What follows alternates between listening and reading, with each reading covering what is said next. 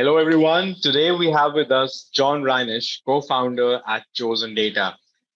It was difficult getting John on the show. There were a lot of to and fro's, but finally, John, thank you so much for taking our time. Have been looking forward to having you on the show, and finally today here you are. Awesome. Yeah, excited to be here. Glad we made it work today.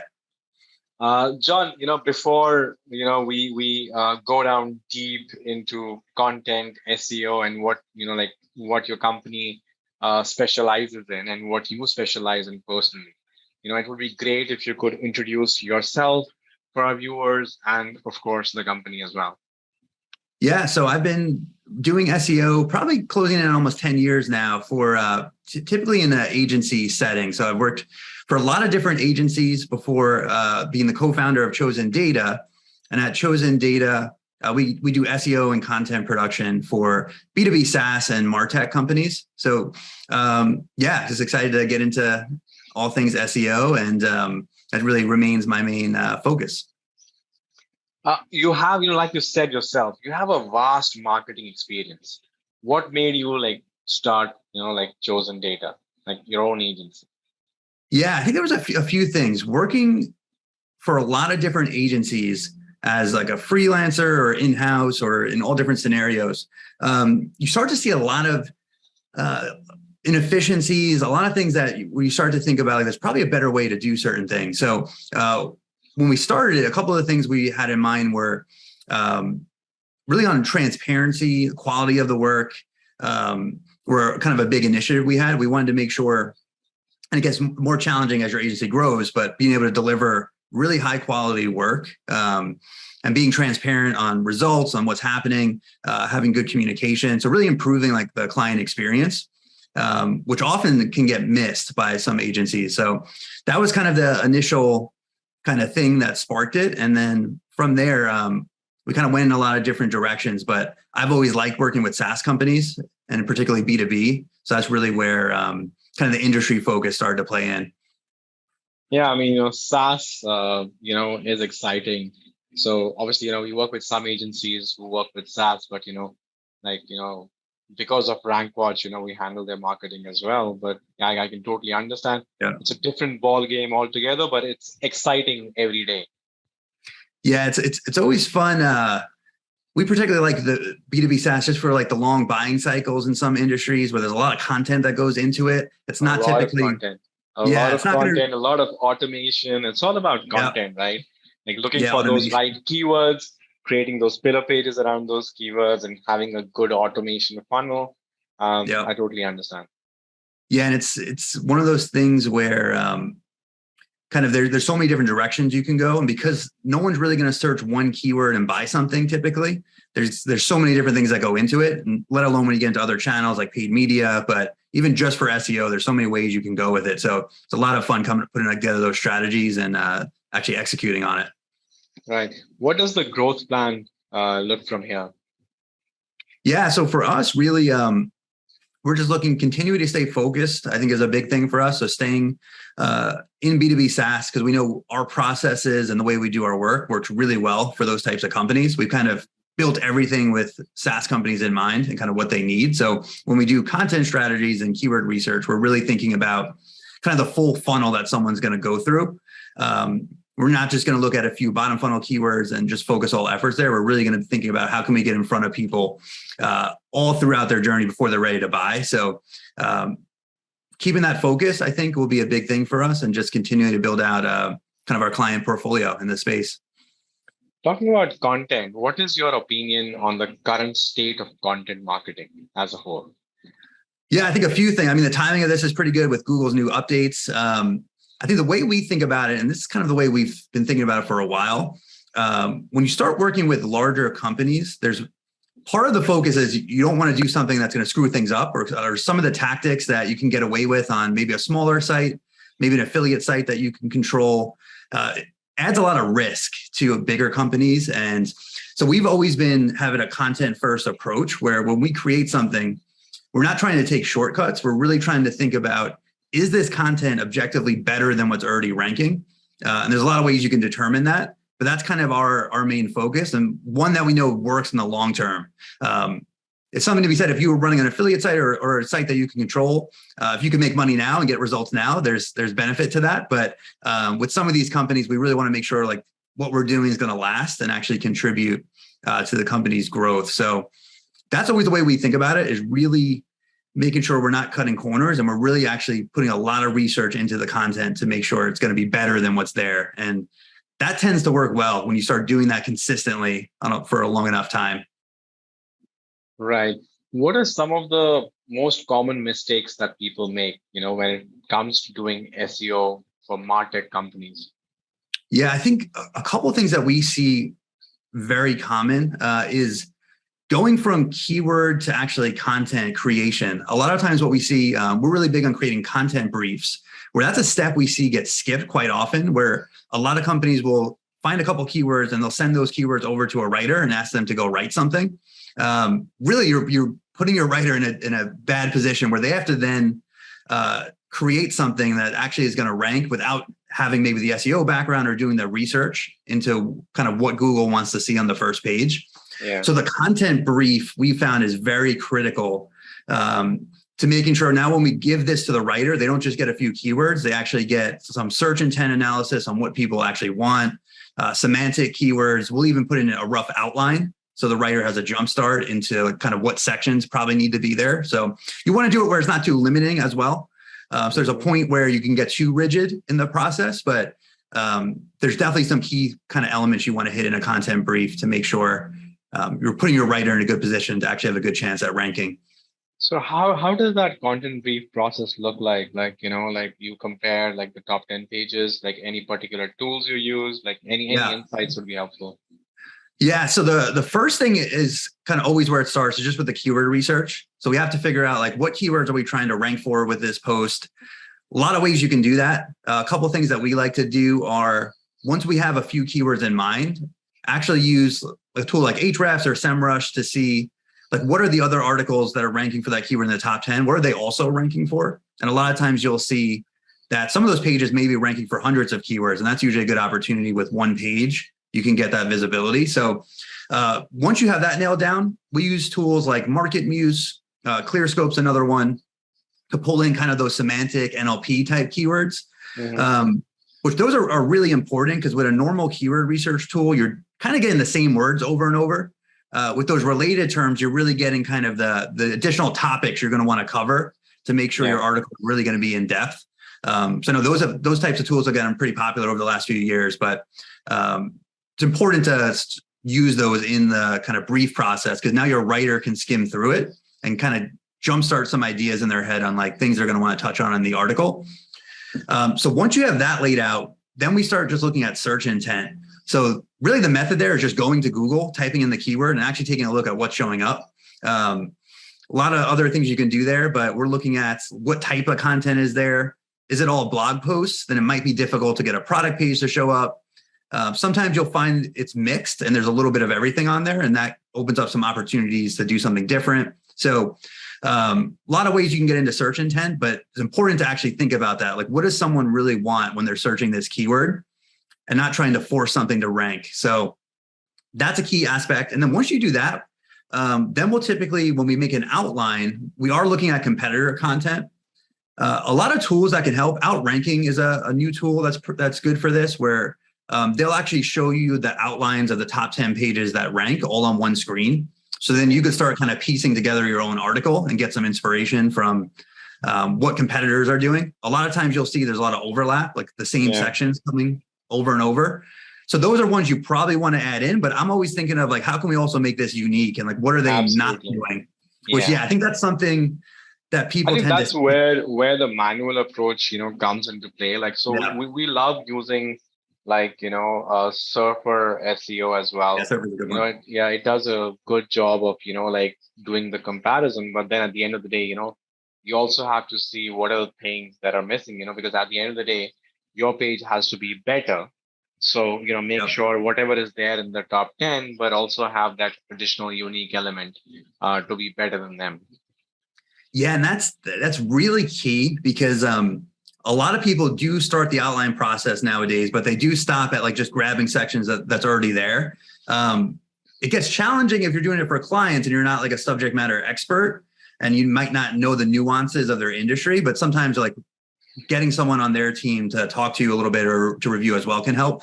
But yeah, it's always thinking about like, how do we take what's there? We might need some of that, but then what do we add to it to actually make this better? And if you do that, you're typically going to do well in the long term. You're not usually going to see algorithm updates hurt you or all these other things.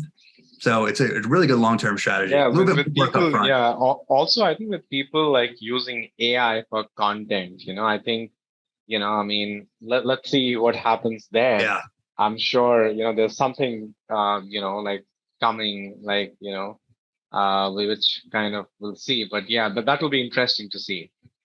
Yeah, that I'm interested, especially with these new updates, if those types of content, if that's really going to take a hit. And really, yeah, so the way we think of AI content now is almost like not even a first draft, but almost like an extension of the outline. Like sometimes we'll actually run some AI content with some of the tools, but it's like just meant to give the writer more ideas and not necessarily meant to be like, we're just going to hit publish right now. At least that's the way we tend to use it. Yeah, I think that's a good approach also, like sometimes because as an agency, if you're writing for a client where your writer is not like a niche expert, just kind of getting like the topic idea. I mean, topic ideas, obviously, the SEO research will give us, but at least getting that outline, because a lot of these AI tools also just give you the outline, just kind of a good starting direction. You don't need to write the entire content, but maybe use that as a starting direction. But ultimately, the content has to be, unique. That's what I believe. I'm sure some people would not agree to it. Yeah, there's going to be some people that don't. I think part of it too is like if depending on budget too, like if you're kind of scrapping together a site and you don't have a budget, you're doing a lot of the work. Some of those tools can help you just get stuff out there. And then maybe you start getting traction from some of it and then you kind of rework it and make it better. So there's something to be said about that too, depending on your situation. I've worked on some affiliate sites. I have a couple little ones going where I'll use some of it and then just kind of put feelers out there almost and see like what's actually getting traction before you actually invest the money in actually getting stuff written and doing all that work. So I think there's some use case, but I do think long term, you really do have to be thinking about like, how is this better than anything else? Right.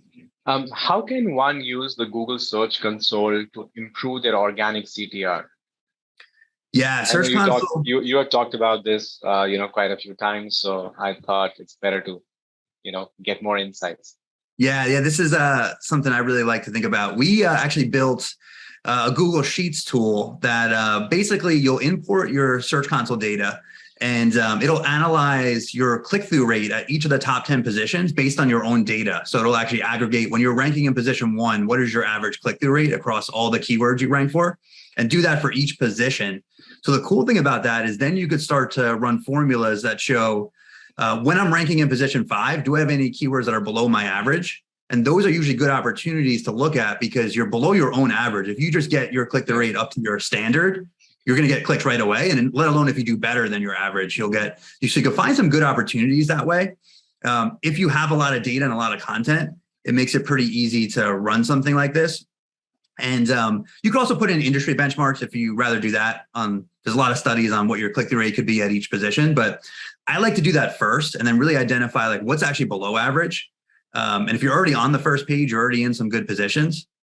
You can get some pretty quick traffic increases by doing that. So I'm a big fan of rigging stuff up in Google Sheets with Search Console.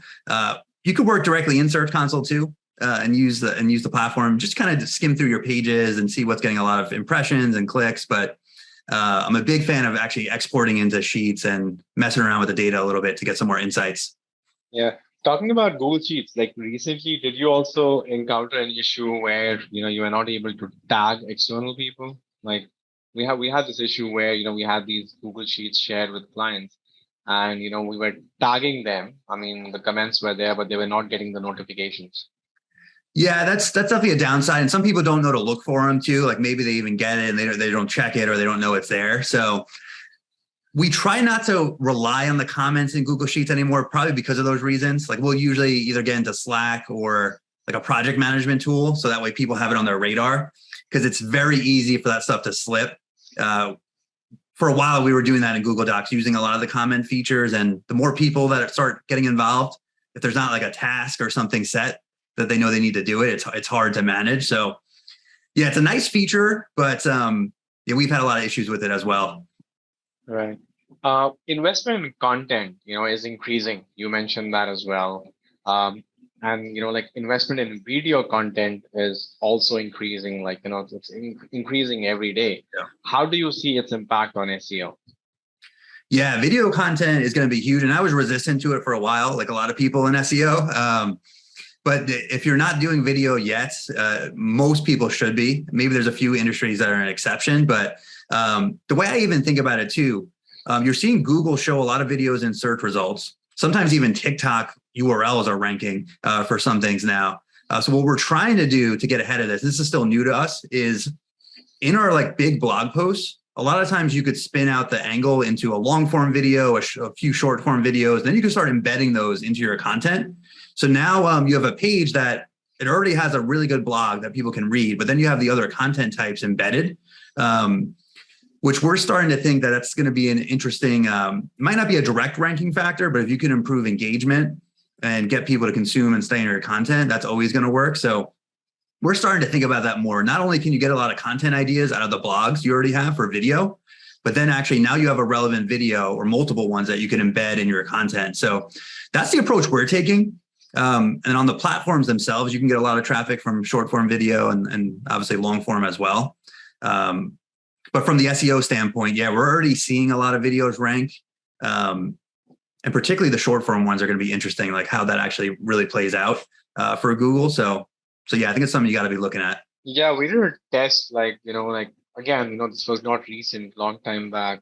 We were working with a lot of inbound companies, they create a lot of content. So basically, what we were doing was converting their long form pieces into small stock footage videos. They were embedding it on the same blog, obviously, promoting it across channel as well.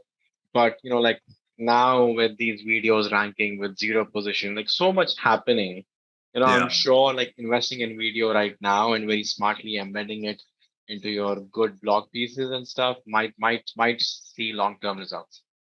Yeah, that's what I'm thinking too. And sometimes the videos themselves can rank, and that might be a shift we start to see more of. But yeah, at the very least, if you have the capability of producing video, it's definitely time to start doing it. And something we're personally trying to get more active into on our end. And then might be something even for clients. It's always hard to find a good video agency, but yeah, I think that's going to be pretty critical coming up. Right. How have you seen link building change over the years? Yeah, so a lot of the way I think about link building now, because we definitely have a content first approach, but there's definitely going to be situations where you need links. It's pretty much inevitable. So we're big on actually getting linked from websites your audience would know. That's it's hard to maybe quantify that, but it's one of the criteria we kind of have. Like, is this a known website in this space? If it is, we can pretty much assume like that link's going to have value for a long time. So that's one thing we look at. Sometimes it's hard to gauge that with metrics. Like as far as metrics, we really like to look at like how much organic traffic and how many keywords the website's ranking for instead of just domain authority. Because if the website's ranking for a lot of keywords and they're relevant and they have good content, that's a good sign. The website's probably going to be around for the long term. So that link will have a lot of value. So we gauge it a lot of different ways. But we're big on that. Like, can we find a list of like industry relevant websites? Our audience is going to be on those sites anyway. So there's benefits outside of just SEO for thought leadership and getting discovered on those sites. When we can find that, that's usually the perfect fit. And we'll try to go ahead and either do a guest post or find some way to get a link. Sometimes you run out of opportunities there. And that's when you can go to smaller sites that maybe aren't as known. They still can work well. We're always hesitant, like it might work well in the short term and we kind of take what we can get now and then we'll have to figure something out later. But that's usually not our first approach when we have the resources and the clients have the budget to do it the right way. So, but yeah, as far as changes, I feel like a lot of it's been pretty similar recently where, yeah, quality sites, I think organic traffic and organic keywords is a good metric to start monitoring when you're getting links. And there's other ways outside of guest posting, which guest posting's done a lot, but it's still relevant, I'd say. Sometimes doing a webinar or some other content type, or a video with another brand can get you a link where it's not a traditional guest post. So I think some of those methods, going back to video, like doing joint video and things like that, it's another good way to get links. And now you have another asset type to use and do different things with. So kind of thinking about link building as an extension of marketing instead of just a way to get links, which sometimes we get a little too focused on. No, absolutely. I think relevancy is very important. One more additional feature we look at, when we are looking at relevant sites is we also look at like how many relevant articles does that website have? Yeah.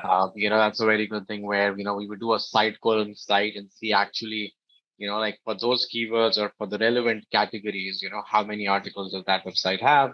Oh yeah, like it's not a known site, but it has a stable traffic, good keywords, and it has around 100 to 200 relevant articles, which means, it's a good investment now because, the traffic will grow and, ultimately it will help our website. Yeah, that's a good point too. On sometimes you can get ahead of it before the site gets bigger. You can get in where the investment might not be as high. So if you see something that's trending up and you can see like, oh, the content's really good here, they're still publishing, they're still investing in their own site. Those are really good opportunities, and that link is probably going to get more valuable over time. And you have the relationship too now with the site, which is always good. Right. How important do you consider internal links in your SEO strategy? Yeah, it's always a part of our optimization process. The way we like to think about it is kind of the way I explain it to clients is basically, and it's a simple way to think about it, but basically the more you link to something, the more important you're basically saying it is. So if there's a page you only link to once and it's buried in your site, you're really telling people in search engines, like, we don't really care about this page too much. So that's kind of the simple way I like to break it down for clients, but they are important. We find like anchor text and internal links still is a factor. We even messed around sometime and did some testing on like footer links and links in the navigation, and those still can have a big impact sometimes. Like we did just a small scale study on our site and put like an exact match keyword for one of our services. I think it was for like technical SEO agency was the keyword for our service page. And as soon as we did that, we went into Search Console, and almost days later, our average position just shot up.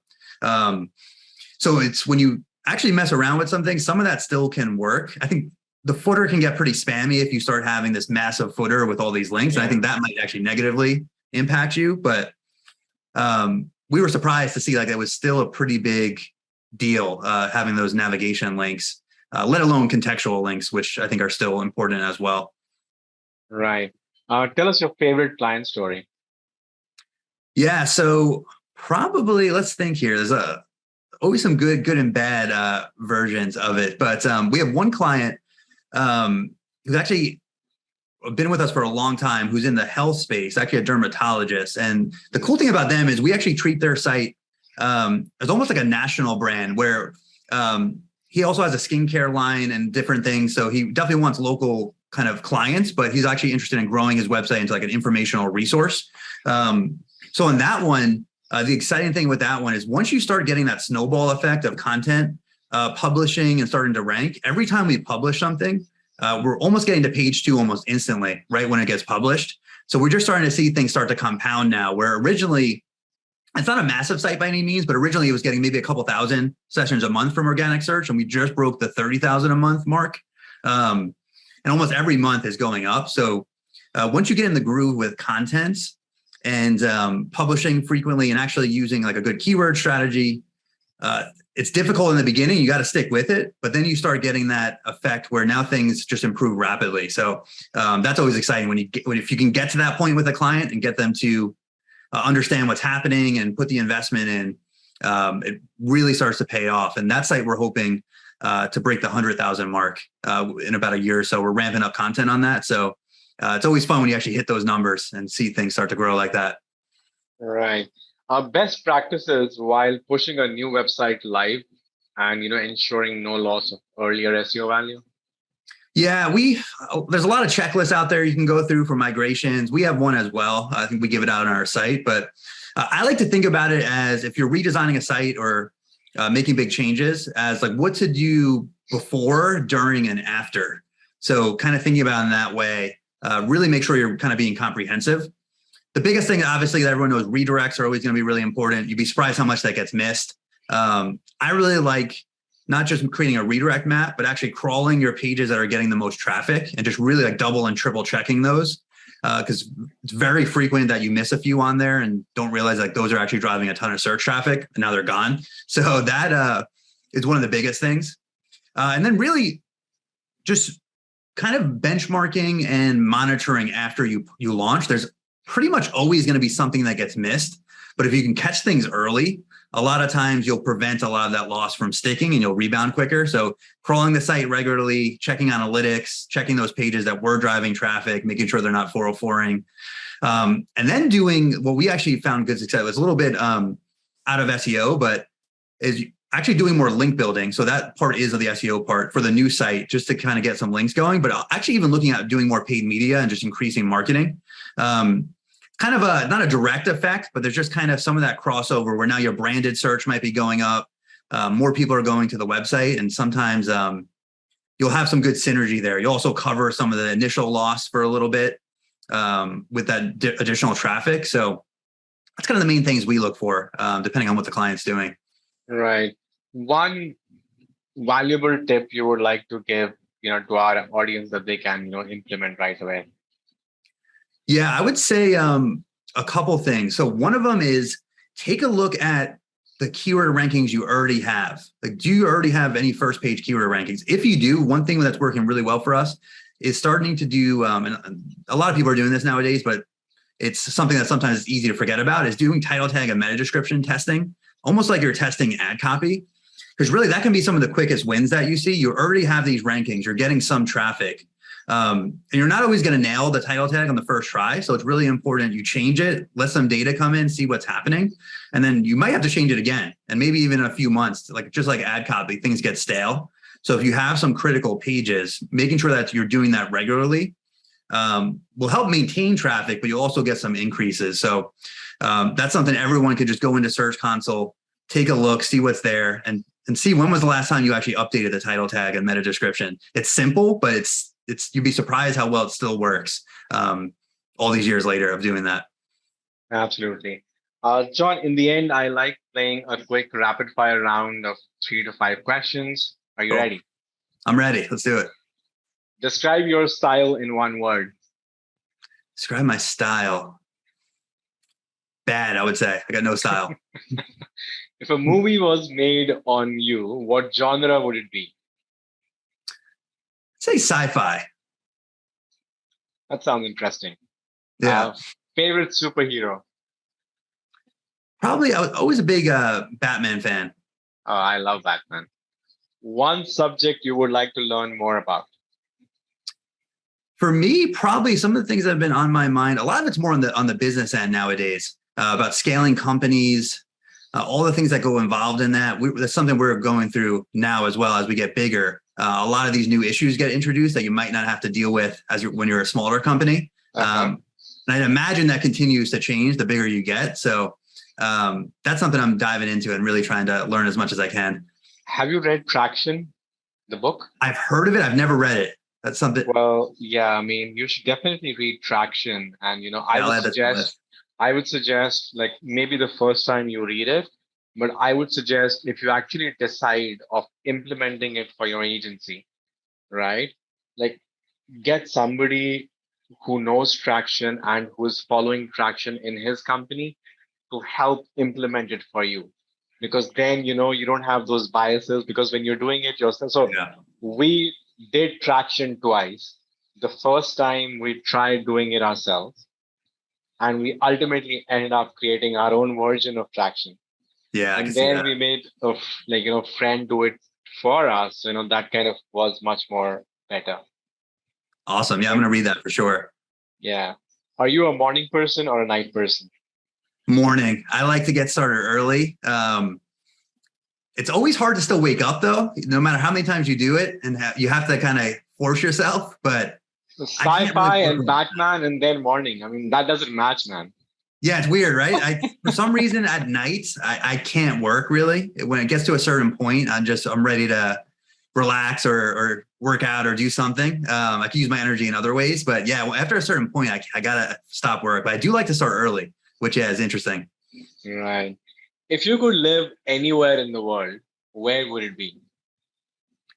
Yeah, that's a good question. I'm actually going to South Africa in October. Yeah, mid-October. I think we just booked it. So excited to see that. That's going to be somewhere new. That'll be fun to see. And I've also always wanted to go. I haven't been to Europe, so there's a lot of places in Europe I want to check out as well. That's on my list. So definitely now that I'm obviously working remote and we've always been remote, I definitely want to kind of get some more traveling going now because it really can work well with and you're still getting work done while you're traveling. So definitely on my list. Right. Well, John, it was fun having you. I had a blast, and hopefully, we'll catch up sometime soon. Yeah, definitely. Thanks for having me. It was fun to finally make this work. Same here, man. Best of luck. Awesome. Thank you.